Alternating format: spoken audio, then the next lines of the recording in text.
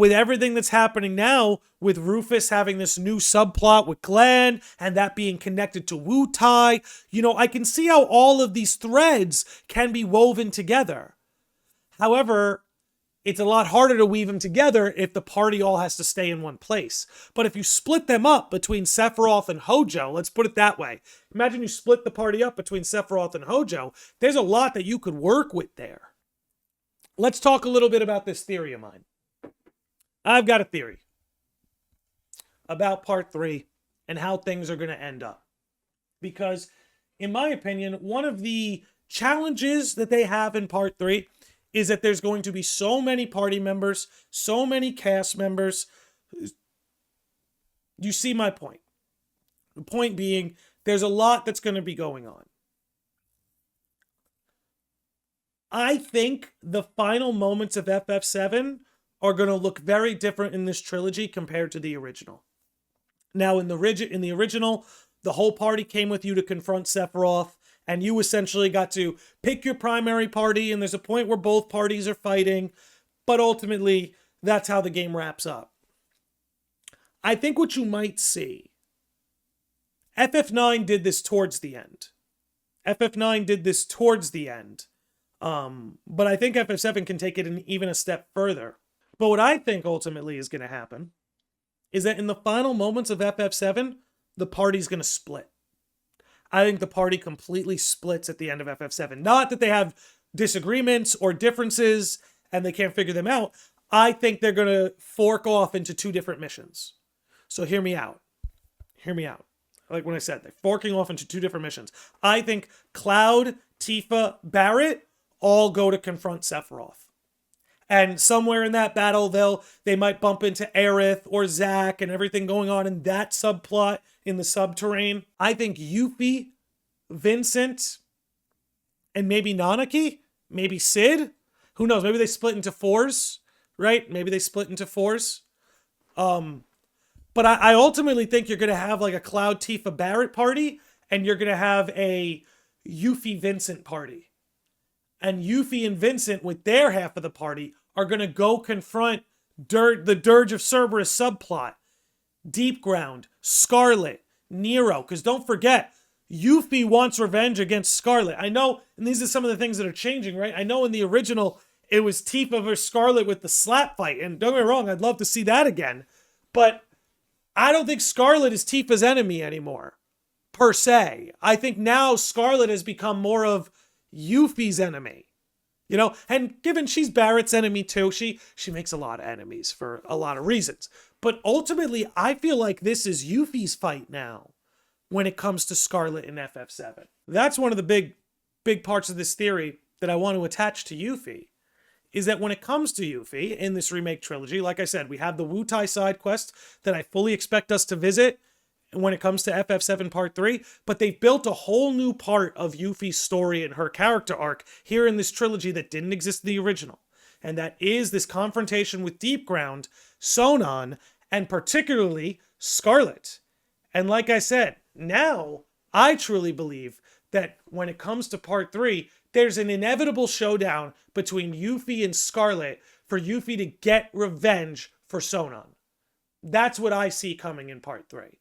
That's what I see taking place, is I think with everything that they've built up, again, speaking aside from my idea of the party splitting in the final climax, one party goes to confront Sephiroth, one party goes to Deep Ground, I really believe there has to be some showdown with Yuffie and Scarlet.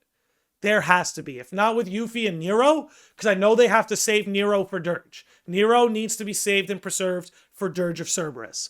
Scarlet, on the other hand, you can write in a showdown between her and Yuffie, fighting for Sonon's honor.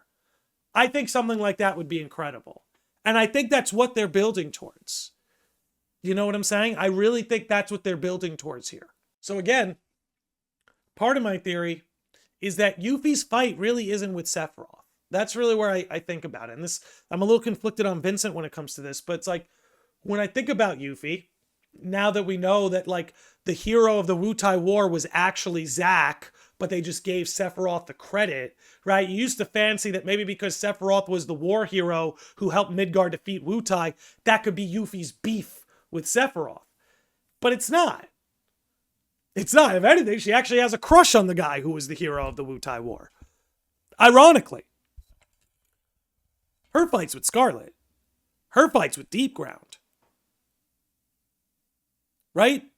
Because you know what? Maybe it was the weapons division that Scarlet's in charge of that deserves more blame for the destruction brought to Wutai than any individual soldier.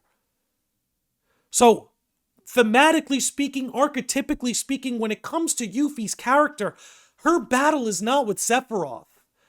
There's something, her battle is here. Between Midgar and Wutai.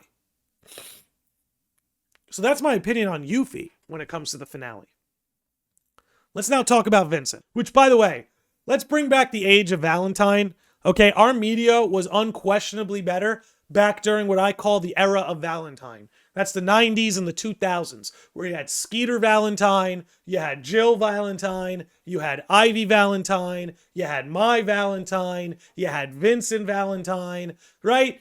During the age of Valentine, when all was well. That's just my position. Bring back the Valentines. That's what we need. Starts with Vincent. Let's see who else we can get back in this game. Game industry, rather. Anyway, getting back on topic here. So Vincent. Vincent's an interesting one because he's a character that has just as much going for him backwards as forwards. There's as much interesting things to get into when it comes to Vincent's past as there is with Vincent's future. Now, Vincent, on the other hand, he doesn't necessarily have a beef with Sephiroth. His beef is with Hojo, right? So going into this theory where I think you're going to have a party led by Yuffie and Vincent going into Deep Ground, Vincent's gripe isn't with Sephiroth. Sephiroth, if anything, Sephiroth is the child of the woman he loved. That might be very tough for him because he might see the Lucrezia in Sephiroth. As opposed to Hojo, who unquestionably is the bastard who needs to pay in Vincent's eyes. So again, I don't see Vincent being a part of the showdown with Sephiroth. I more see Vincent being a part of the showdown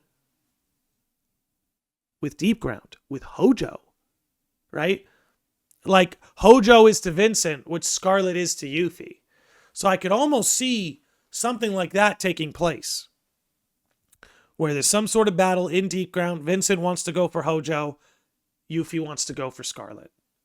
That's, maybe I end up being wrong in the end, but that's just one of my many predictions for part 3 and some of the changes that can be brought about via Vincent, via Yuffie, what have you. One of the things that can make Vincent more interesting, because this is the difference between him and Yuffie, whereas Yuffie had a lot of vacancy, right? Vincent was a character that even though he was optional in the original, like I said, he is so important to the series lore, right? Compared to Yuffie, who was an unconsequential child for a lot of the events of FF7 past, Vincent, on the other hand, was a major player who was in love with Sephiroth's mother-to-be, who has a vendetta against Sephiroth's father-to-be, who was the first Turk when you think about it. So that's another part of Vincent's future that I can't help but think might be necessary here, is maybe he's going to have something to do with Rufus and the Turks. Because he's connected to them, right? He was the original first Turk, one of the first Turks. With everything that's happening now, with Rufus having this new subplot with Glenn, and that being connected to Wutai, I can see how all of these threads can be woven together. However, it's a lot harder to weave them together if the party all has to stay in one place. But if you split them up between Sephiroth and Hojo, let's put it that way. Imagine you split the party up between Sephiroth and Hojo. There's a lot that you could work with there. And like I said with Vincent, he's connected to the Turks as well. So that means he could play a big part in whatever's going on with Rufus. So I would keep our eyes on that as well when it comes to Vincent. Because like I said, there's less wiggle room with him. Less wiggle room with him than Yuffie. Because you got to keep a lot of what happens with him in place to keep it compatible. Even in Advent Children, honestly, he plays a bigger role in Advent Children than Barrett. You know what I mean? Because that's the other thing too, right? Is one of the things the remake trilogy is doing is building up the story of Sephiroth a lot more. Not just through the remake trilogy games, but through Crisis Core getting that remaster, which again is a big part of Sephiroth's origin story, and everything that they've got going on with First Soldier. So again, when we consider that a big part of this trilogy is also building Sephiroth more, you can't separate Sephiroth from Vincent. Vincent was almost his daddy. And for all you who used to crawl on forums back in the day, one of the most popular FF7 theories back in the day used to be that Vincent was technically Sephiroth's biological father. Now, I don't think they pivot from Hojo being the father in this trilogy, but it's hard to separate those two. It's hard to separate those two.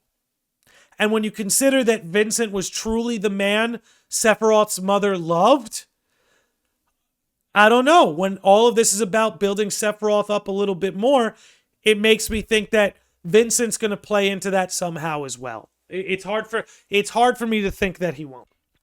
I think I'm thinking about this in the wrong context. I keep seeing it as a deep ground subplot. I think it's a Midgar subplot. I think it's a Shinra subplot.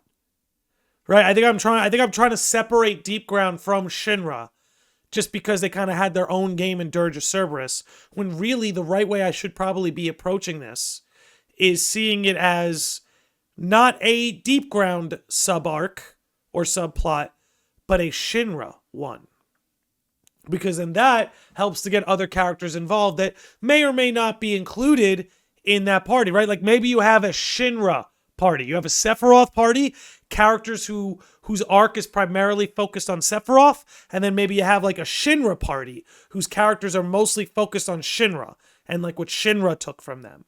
Because then that gives Cait Sith more of a role and compatibility with that party. That gives not Cait Sith. I mean, I just mentioned Cait Sith, but Nanaki as well, if he were to be, right? Because Nanaki's beef is with Hojo. He's another one. Nanaki's beef is with Hojo, not with Sephiroth. So again, I can't help but feel like the party's diverging.